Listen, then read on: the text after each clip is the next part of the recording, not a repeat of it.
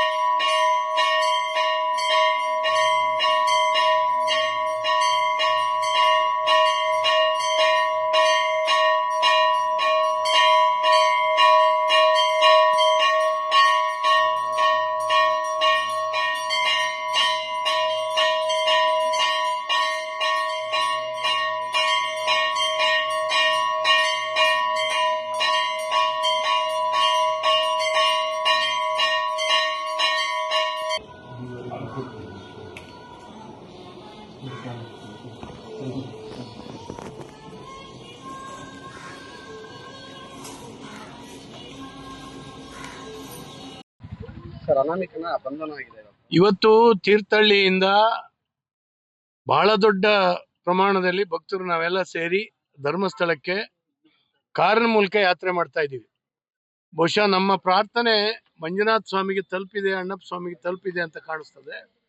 ಅನಾಮಕ ಮುಸುಕುದಾರಿ ಯಾರಿದ್ದ ಅವನ ಇವತ್ತು ಬಂಧನ ಆಗಿದೆ. ಬಹಳ ದೊಡ್ಡ ಆಘಾತವನ್ನ ಮಾಡಲೇಬೇಕು ಅಂತೇಳಿ ಹೇಳಿ ಹಠ ತೊಟ್ಟಿರ್ತಕ್ಕಂಥ ಕೆಲವರು ಮಾಡಿರ್ತಕ್ಕಂಥ ಹೆಣೆದಿರ್ತಕ್ಕಂಥ ಈ ಕತೆ ಈಗ 2-3 ದಿವಸದಿಂದ ಬಯಲಿಗೆ ಬರ್ತಾ ಇದೆ. ನಾವು ಸರ್ಕಾರಕ್ಕೆ ಹೇಳಿದ್ವಿ SIT ಎಲ್ಲಿಂದ ಪ್ರಾರಂಭ ಮಾಡ್ಬೇಕಾಗ್ತದೆ ಅಂತ ಎನ್ಕ್ವೈರಿಯನ್ನ. ಅವ್ರು ಹೇಳಿದ್ನೆಲ್ಲ ಗುಡ್ಡ ಎಲ್ಲ ಅಗದು ಹೊಂಡ ತೆಗೆದು ಅವನಿಗೆ ಇಲ್ಲದೆ ಹೋಗಿದ್ದ ಪ್ರಚಾರವನ್ನ ಕೊಟ್ಟರು. ಕಳೆದ 1 ತಿಂಗಳಿಂದ ದೇಶದ ವಿದೇಶದ ಮೀಡಿಯಾಗಳಲ್ಲಿ ಸನಾತನ ಧರ್ಮದ ಮೌಲ್ಯಗಳನ್ನು ಹರಾಜಾಕುವಂತ ನಮ್ಮ ಶ್ರದ್ಧಾ ಕೇಂದ್ರವಾದಂತಹ ಧರ್ಮಸ್ಥಳ ಅವಹೇಳನ ಮಾಡ್ತಕ್ಕಂಥ ಬೇಕಾದಷ್ಟು ಕೆಲಸ ರಾತ್ರಿ ಹಗಲು ನಡೆದಿದೆ. ಇದನ್ನು ವಾಪಸ್ ತರಲಿಕ್ಕಂತೂ ಆಗೋದಿಲ್ಲ. ಸರ್ಕಾರ ಆರಂಭದಲ್ಲೇ ಇದನ್ನು ತಪ್ಪಿಸಬಹುದಾಗಿತ್ತು. ಇವ್ರು ಯಾರು, ಇವ್ರ ಹಿನ್ನೆಲೆ ಏನು, ಇದನ್ನ ಅರ್ಥ ಮಾಡ್ಕೊಂಡು ಈ ದುರುಳರನ್ನ ಎನ್ಕ್ವೈರಿ ಮಾಡಿ ಹೊರಗೆ ತೆಗೆದಿದ್ರೆ ಸರಿ ಆಗ್ತಿತ್ತು. ಆದರೆ ಅನಾವಶ್ಯಕವಾಗಿ ಈಗ ಒಂದು ತಿಂಗಳಿಂದ ಈ ರೀತಿ ಹಿಂದೂ ಧರ್ಮದ ಮೇಲೆ ಭಾರಿ ದೊಡ್ಡ ಆಘಾತ ಮಾಡುವಂತ ಕೆಲಸವನ್ನ ಇವರು ಮಾಡಿದ್ದಾರೆ. ಕೇವಲ ಆ ಮುಸುಕುದಾರಿಯನ್ನ ಹಿಡಿದು ಅರೆಸ್ಟ್ ಮಾಡಿದ್ರೆ ಸಾಲದು. ಇವರು ಹಿಂದಕ್ಕಿರುವಂತ ಎಲ್ಲಾ ಶಕ್ತಿಗಳನ್ನ, ವಿಶೇಷವಾಗಿ ಎಡಪಂಥೀಯರು, ವಿಶೇಷವಾಗಿ ನಮ್ಮ ಸರ್ಕಾರದ ಮೇಲೆ ಪ್ರಭಾವ ಬೀರತಕ್ಕಂಥ ಎಡಪಂಥೀಯ ಲೀಡರ್ಸ್ ಅನ್ನು ಕೂಡ ಬಂಧನ ಮಾಡಬೇಕು. ಅವ್ರು ಈ ರೀತಿ ಸರ್ಕಾರವನ್ನೇ ಅಡ್ಡಹಾದಿಗೆ ತಗೊಂಡು ಹೋದಂತ ಕೃತ್ಯ ಇವತ್ತು ಇದಾಗಿದೆ. ಹಾಗಾಗಿ ಅವ್ರು ಯಾರನ್ನೂ ಬಿಡಬಾರ್ದು. ಎಲ್ಲ ಒಂಥರ ಬೇರುಗಳನ್ನು ಕೂಡ ಕಿತ್ತಾಕ್ಬೇಕು. ಇನ್ನು ಮುಂದೆ ಈ ರೀತಿ ಆಗಬಾರ್ದು, ಇದೇ ಕೊನೆ ಆಗಬೇಕು ಅಂತ ಹೇಳಿ ನನ್ನ ಆಗ್ರಹ ಇದೆ. ಇವತ್ತು ಧರ್ಮಸ್ಥಳಕ್ಕೆ ಹೋಗ್ತಾ ಇದೀವಿ, ಮಂಜುನಾಥ ದರ್ಶನ ಮಾಡುವಂತಹದ್ದು. ಪೂಜ್ಯ ವೀರೇಂದ್ರ ಹೆಗಡೆಯವ್ರನ್ನ ಭೇಟಿಯಾಗಿ ಇದರಿಂದ ವಿಚಲಿತರಾಗಬಾರ್ದು, ನಿಮ್ಮ ಜೊತೆಗೆ ನಾವಿದ್ದೇವೆ, ಮತ್ತು ನೀವು ಮಾಡಿರ್ತಕ್ಕಂಥ ಸಮಾಜ ಸೇವೆ, ಗ್ರಾಮಾಭಿವೃದ್ಧಿ ಯೋಜನೆಯ ಮೂಲಕ ಬಡವರು, ಮಹಿಳೆಯರು ಇವ್ರ ಬದುಕಿನಲ್ಲಿ ಪವಾಡವನ್ನ ಮೆರೆದಿದ್ದೀರಿ, ಅವರ ಬದುಕನ್ನು ಬದಲಾಯಿಸಿದ್ದೀರಿ. ಈ ಎಲ್ಲ ಹಿನ್ನೆಲೆಯಲ್ಲಿ ನಾವು ತಮ್ಮನ್ನ ಬೆಂಬಲಿಸ್ತಾ ಇದ್ದೀವಿ ಅಂತ ಹೇಳಲಿಕ್ಕಾಗಿ ಹೋಗ್ತಾ ಇದ್ದೀವಿ, ಹೋಗಿ ಬರ್ತೀವಿ. ಇದು ತೀರ್ಥಹಳ್ಳಿ ತಾಲೂಕಿನ ಧರ್ಮಸ್ಥಳದ ಭಕ್ತಾಭಿಮಾನಿಗಳ ಭಾವನೆಗೆ ಪ್ರತೀಕ. ತೀರ್ಥಹಳ್ಳಿ ಕ್ಷೇತ್ರದ ಜನಪ್ರಿಯ ಶಾಸಕರು, ಕರ್ನಾಟಕ ರಾಜ್ಯ ಸರ್ಕಾರದ ಮಾಜಿ ಗೃಹ ಸಚಿವರು ಆದ ಶ್ರೀ ಆರಗ ಜ್ಞಾನೇಂದ್ರ